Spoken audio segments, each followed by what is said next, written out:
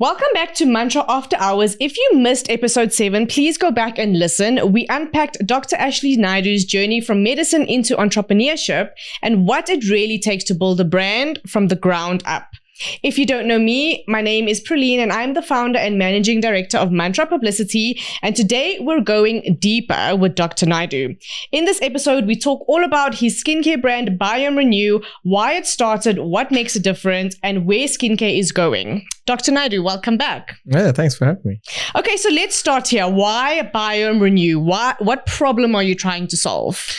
Our journey started with surgical scars. You know, being a surgeon, people are very concerned about how their operation is going to look now. And we felt that having a homegrown South African-made product that was effective in this space was a necessity at an affordable price. So we started at the premise of trying to work on scars. At the same time, if you look at inflammatory skin conditions, inflammation, pigmentation, it has a common grounding between injuries, surgery, and these conditions on the skin itself. So there was a common ground. Yeah. For us, it was about looking at how to deal with that common ground that led us to a skincare range that became quite wide in terms of its applications. Yeah. So it's kind of a skincare brand that, I mean, the everyday person can use for their eczema, for their acne, just for hydration and moisturization.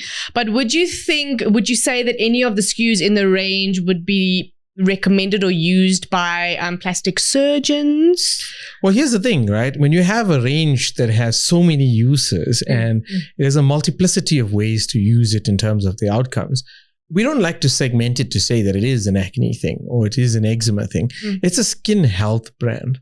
Adding back postbiotics and caring for your microbiome changes the way your skin ages.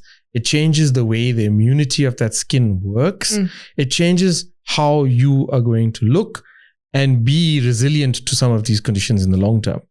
So rather than labeling the vehicle, we're working with an engine. Right. Is kind of the way we'd like to say it. Would there be something that appeals to a plastic surgeon? Yes, the scar cream would. Depending in the aesthetics market, most of our facial products would as well, like our daily moisturizer, the serums and so on. But if you look at it from the perspective of acne, for example, the perspective of eczema, for example, psoriasis, rosacea, it's that inflammatory cascade that exists when there's an imbalance in your microbiome, the good and the bad bacteria. Yeah. That's common to all of them, including when we do surgery on someone. Yeah. So it appeals very widely. And I mean, that's what I understood and I think valued a lot of BiomeRenew, is that we took it back to the microbiome of the skin. And it was kind of like taking it back to where it all started and educating people that skincare isn't just a 5-step routine and like layering of products and how much to use. It really comes down to skin health. 100%. Look, the microbiome is not a new thing. Right? It goes back centuries that people knew that there were bacteria on people. And it goes back, more than 100 years when people started to realize that bacteria in certain places of the world created ferments in water that help skin. And that launched brands into our market. So the realities are, it's not a new thing.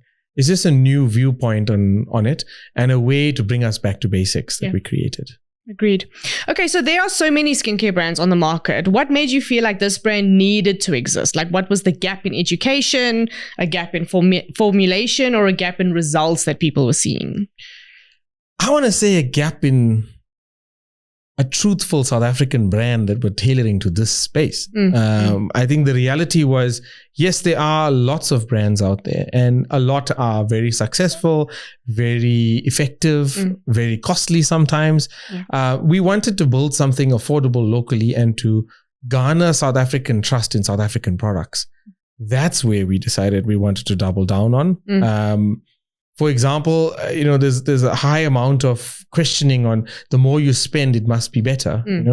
Is it really this in this industry? Coming from the space of manufacturing these things, from the space of marketing these things, you realize how much it's skewed on what you say in terms of pricing. And I think we have to be very conscious of how we scale a brand. If we're building something for the premise of being effective, let's be effective, but also be effective in our pricing. Right. Agreed. Okay, so let's talk about what the brand is actually built on. So what is BiomeRenew premised on? So it's premised on postbiotics. Postbiotics are molecules and breakdown products that come from when the good bacteria break down appropriate prebiotics, and prebiotics are like food for the bacteria. Now, these postbiotics are very clever. They're antibacterial in that they push away the bad bacteria, but they also help to condition the skin, renew the skin, and also affects things like how extra cutaneous stimuli affect the way our skin ages or functions. For example, the way your skin reacts to burning in the sun, the way your skin reacts to inflammation that's coming from hormonal changes in acne. The postbiotics play in this space to try and break the chain.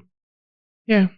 Postbiotics is actually can we call it an ingredient? It is an ingredient in skincare? It's an ingredient class. I would call it an ingredient class. It's actually a very interesting concept. And I think it is more towards where people are leaning now. Yes, all these great ingredients are nice and they're wonderful for the skin, but postbiotic, I think, takes it back to like where people trust that it's actually like something that will work and not something like synthetic, that we're adding to our skin. 100%. Look, synthetic ingredients has its use, and we do use synthetic ingredients as well, as most skincare companies do. The reality is if you could use something that was synergistic, right? And I think this is the thing, right? If you're using postbiotics, you're using an ingredient that has a multiplicity of uses, right? And all you have to do is add simplistic amounts or small amounts of actives to it, rather than having a high percentage of an active.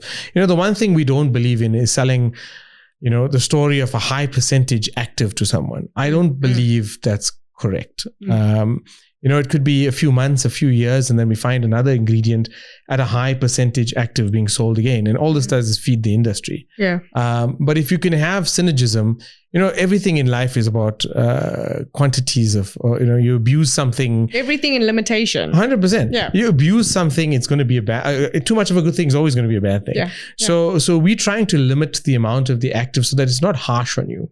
It's not something that irritates you. It can speak to a wider age audience, a wider skin type audience in that way. Okay. So it's not necessarily the higher the active or the higher the percentage of the ingredient, the better for your skin. Not for everyone. Let's put it this way. Right? Okay. Sometimes more is not always more. More could create more problems to the wrong person. So this is why we always say, like with everything, you've got to trial in a small area and then, expand from there. And most skincare brands will tell you the same. But when it comes to actives also, 1% of something to you may be too much to the next person. So we've got to realize that skincare over time is going to become something more related to what you want as an individual. Yeah. Okay. So there's been a lot of conversation around the skin barrier and the microbiome. How important is that in modern skincare? I think it's everything. I think today, if you look at how often people are looking for barrier-related skincare, I think it's almost as popular now as anti-aging skincare was like 5 years ago. Yeah. The reality is everybody wants to limit the amount of damage that's happening to their skin. Inflammaging is a thing. The more inflammation in your skin, the more you age. The inflammation worsens the barrier's control of water. You get drying, wrinkling. You get damage to the function of the immunity of the skin itself as you go through here. So it's everything. Barrier care is actually where the action's going to be, at least for the next few years.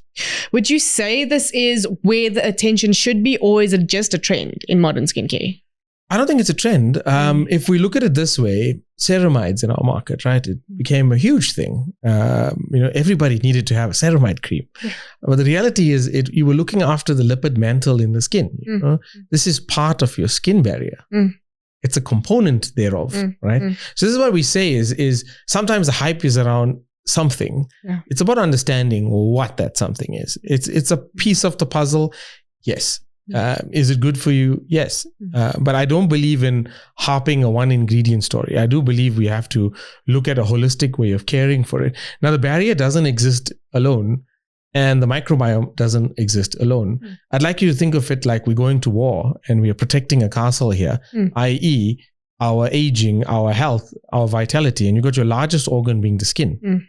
On top of that organ, you've got the microbiome. Think of the microbiome like your foot soldiers. Think of the walls around that castle as your fort. That's your barrier.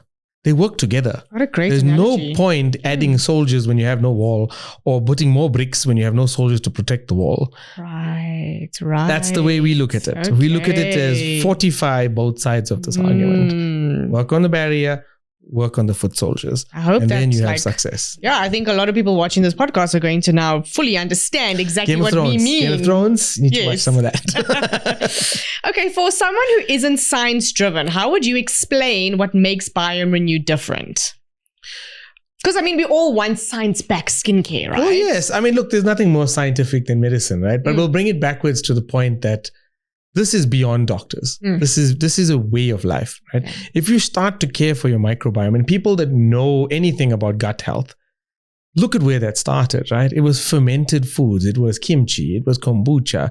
It's a known thing to people these days that acidifying those areas, having good food for the bacteria in your gut, having the right bacteria in your gut will give you longevity, will give you a good system to back yourself on. Yeah. The skin is no different. It has a microbiome. It has skin cells, just like how you have gut lining cells. They're related, and you've got to look at looking after that. We live in a space and time where everything was about the clean hypothesis. Everything needs to be sterilized and clean. Not really, hey? I mean, even soil is not meant to be clean, right? In fact, the more microorganisms there are in soil, the better the produce that you get out of that, right? Why is it any different with us? That's true.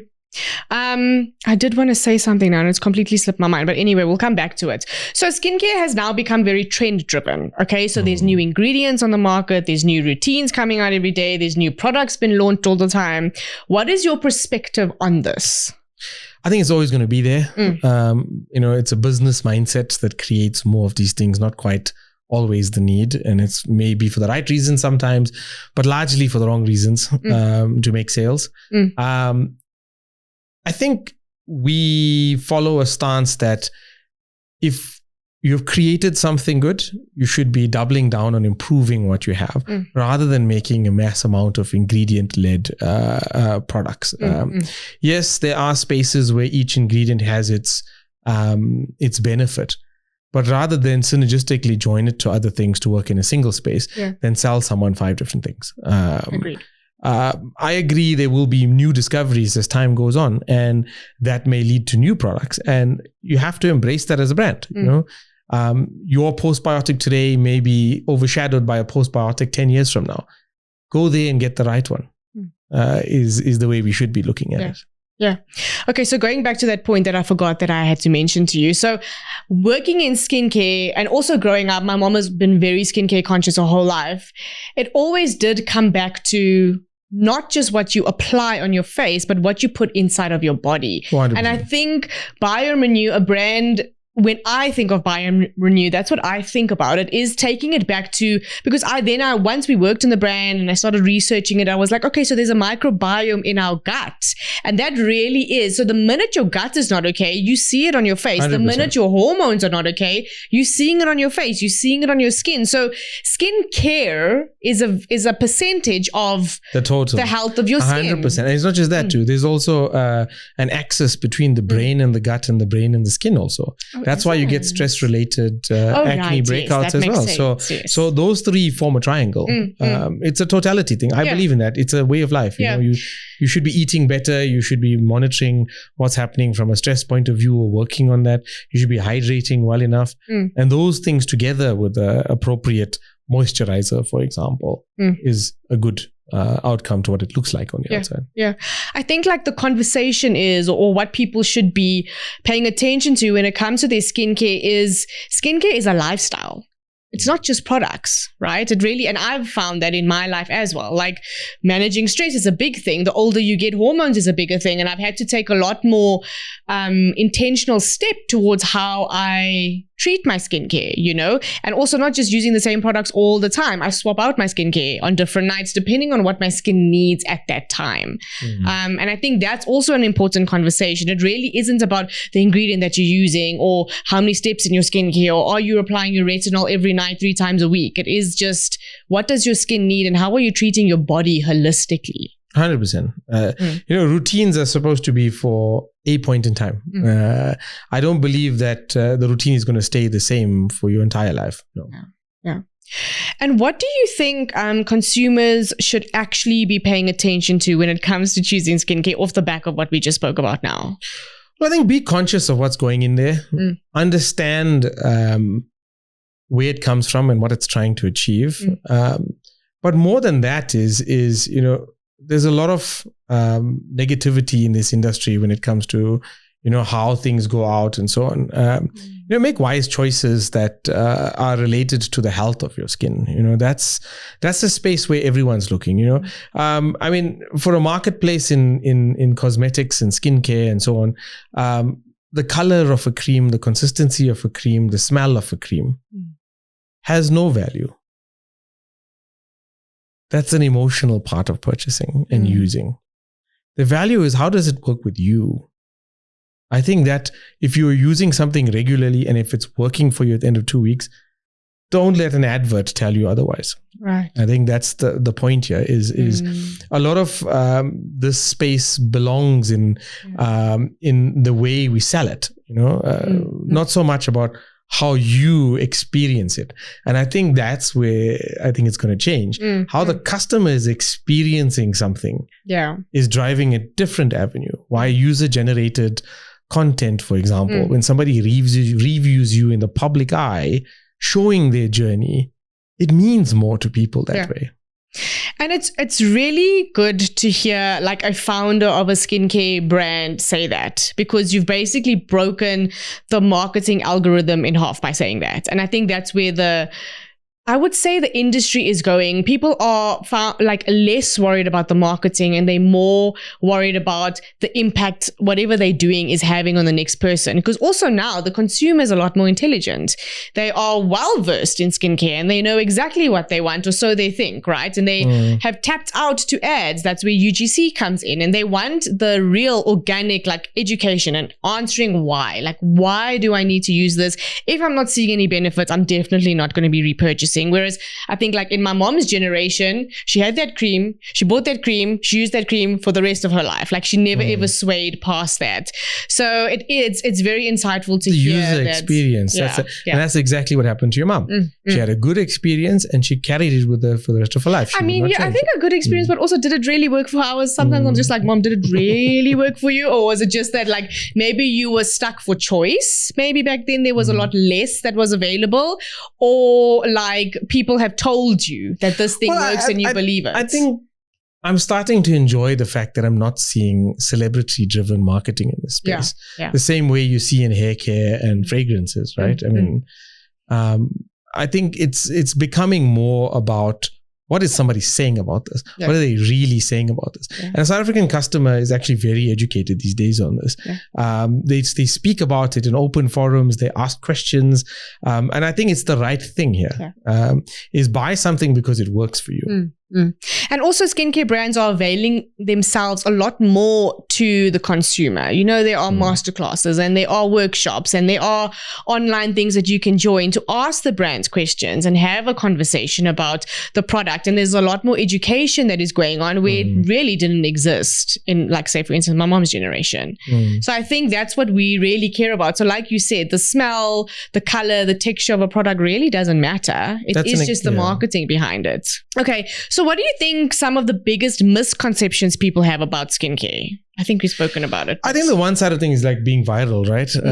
There's a lot of these things that come and go, right? Ebb and flow in this space. There's a certain water and a certain type of chocolate that went very viral, right? Yes.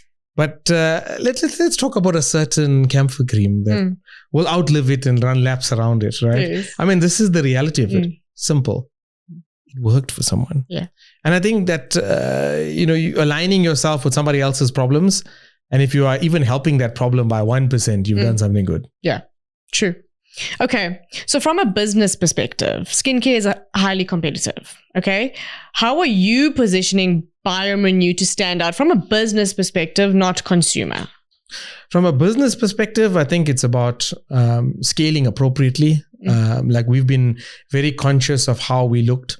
We adapted our packaging so that the product actually lasts longer than what our advertised shelf life is. We want you to use every last drop. Yeah. We created products with airless pump technology now that empties it out completely. You do things to try and improve efficiency for the customer, to try and improve efficiency in what you're doing as a business in terms of losses that you could have with bad packaging. Even the marketing mention. I mean, the reality is you do backflips on this thing like every week. I'd like to say it. I think we've done too much of marketing sometime. Yeah. But then to stop and listen and then try and find the right road to address a problem. Maybe the way I'd like to approach it now, but intentional. Like I think we had a brief 100%. Discussion about this. It really is just with everything, and it's okay to take a step back and say, okay, let's reassess what exactly are we doing, and then go forward with that, because it's a very noisy space to be in. Yeah, I don't think the guy that shouts the loudest is the best. No, he may have the loudest voice, but what you say in that time when you're shouting, that's everything. Yeah. That is true. Okay, how important is education in your brand strategy? It's everything. We know we've got a lot of practitioners involved with what we do, and a lot of them are spending time to counsel the public in a way as to why this is an important space. Not so much to push the product on them, but rather to say that, you may not necessarily have known about the space of postbiotics. You might not necessarily have even given mention to the microbiome. It's still an evolving thing. And it's to start to direct people to have those conversations. And I think having the conversation is the first part of everything. Yeah. And what role do you see content, PR, and community playing in building a skincare brand today? I like to go the other way now. I'd like to say that the community and the PR and then the content, right? I think the reality is you could have a pretty picture, you could have a trendy slogan, it won't touch the right ears. I think having a community around your brand is everything. Spending time with people, sampling when you need to, exhibitions where you're exposed to the public, being in public forums, answering questions. Those are the things that are going to garnish the trust of the customer. Once you have the trust of the customer, then it is your responsibility to deliver on what you are saying you are doing. And from there, your content is built. You have the right thing to say for the right reason to the right person. Starting from the content down, I don't think that was a smart move. I think I always think it's about more conversations. Even PR, for that matter, it does a lot more than just a pretty Instagram post. It's definitely a space that gets a lot of trust because you put yourself out there in PR. People review you in a public eye. If they don't like you, they're going to say it. But you know what? You'd rather have something out than nothing. And having an external opinion gives the customer more knowledge than what you say. 100%. And I think it is the shift now that we're also seeing that brands are using their own platforms as a direct voice to their customers. And I don't think content should be looked as content in the context that we think it is these days. I see so many brands that actually just put their phone in front of them, maybe use a microphone or if that at all, and they just speak to their customers. And that's what the customers want. You don't even have to think about going viral. Well, it's already gone viral. I think this is why TikTok and skincare did so well versus Instagram. One is the brand and the product pushing its identification on someone. And the other is just people talking about it. What they look like, where they're filming, how produced that thing looks like was never the question. Reality sells. And I mean, I've just come to terms with the fact that it really isn't about quality and how clear it is and how beautiful it is. It's like, what are you saying? What are you telling me? Be real. 100%. Okay. Well, that's good. I fully believe that there is always going to be a place for PR, because it is a very intentional service. And like you said, it builds trust, it builds validity and credibility, and it adds something to your brand that is priceless, basically. 100%. And after that, your content will follow, etc., etc. Okay, so let's zoom out a bit from BiomeRenew. Where do you see the future of skincare going? Let's say next 5 to 10 years. I think skincare for you, skincare for me, skincare for everybody else listening out there is going to change. You know? As it stands, the marketplace looked at it as we need to make things en masse that would work for most people. You know, coming from a space of surgery, right? To tell it to you, we may not have the capabilities to do it here in Africa, but being exposed to these things in Germany, you know, the implants that we put in people are being personalized to the shape of their leg or their arm, for the size of their bone, because it's not the same for everyone. This is where skincare is going to go. It's going to be personalized to what that individual needs. You know, we're going to talk about layering this with things like AI and so on. And it's true. I think you may need 2% of something and I may need 5, but why do we both have to buy a 3% cream? You know, the reality is going to come, you know, and it's going to put pressure on how manufacturing is done. It makes it more purposeful. I think compounding is going to become more of a thing. You may have a separation between the active ingredients and the base as a way to deal with some of these problems. I see that as a road. But also, I think power is going to be in the customer's hands in those moments in time, right? So. You know, we all have skin types, yes, but there's so many different ethnicities. There's so many different age groups. I mean, we have a very diverse population in South Africa, right? If ever there was going to be something like that, it's going to be here.